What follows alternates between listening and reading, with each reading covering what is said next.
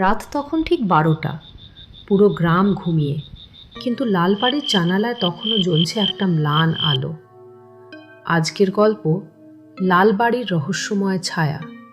গল্পের আড্ডা চ্যানেলে আপনাদের স্বাগতম। গ্রামের এক প্রান্তে ছিল একটা পুরনো ভাঙাচোরা বাড়ি। সবাই তাকে বলতো লালবাড়ি।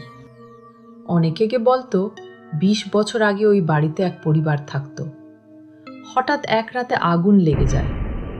তারপর থেকেই নাকি সেখানে দেখা যায় এক সাদা ছায়া। রাহুল আর তার 2 বন্ধু সুমন আর টিটু ঠিক করলো আজ রাতে তারা প্রমাণ করবে ভূত বলে কিছু নেই। রাত 11টা। 3 জন হাতে টর্চ নিয়ে ঢুকলো লালবাড়িতে। ভেতরে ঢুকতেই ঠান্ডা বাতাস, দেয়ালে ঝুলছে ছেঁড়া ছবি, মেঝেতে ভাঙা কাচের শব্দ। হঠাৎ টিটু বলল, তোরা শুনলি? উপরে কেউ হাঁটছে। ধূপ ধূপ ধূপ, পায়ের শব্দ স্পষ্ট শোনা যাচ্ছে। রাহুল সাহস করে বলল, চল দেখি। তারা সিঁড়ি বেয়ে ওপরে উঠল। ওপরে পৌঁছে তারা দেখল একটা ঘরের দরজা অল্প খোলা। ভেতর থেকে আসছে ম্লান আলো। রাহুল দরজাটা ঠেলে খুলল। ঘরের মাঝখানে দাঁড়িয়ে আছে এক সাদা কাপড় পরা মেয়ে। মুখ দেখা যাচ্ছে না। হঠাৎ সে ধীরে ধীরে মাথা ঘুরিয়ে তাকালো। তার চোখ দুটো একদম লাল। টিটু চিৎকার করে উঠল, দৌড়! কিন্তু দরজাটা হঠাৎ বন্ধ হয়ে গেল।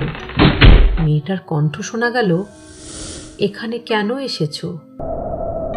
ঘরের তাপমাত্রা আরো ঠান্ডা হয়ে গেল। হঠাৎ রাহুল খেয়াল করলো ঘরের এক কোণে একটা পুরনো ডায়েরি। সে সেটা তুলে নিল।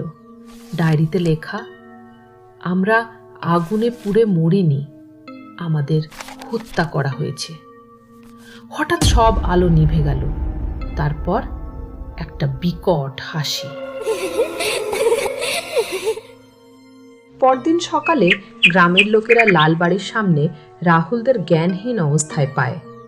তারা শুধু একটা কথাই বলছিল, ও এখনো ওখানেই আছে। তারপর থেকে কেউ আর লালবাড়ির দিকে যায় না, কিন্তু আজও মাঝে মাঝে রাতে ওই জানালায় দেখা যায় লাল চোখের ছায়া।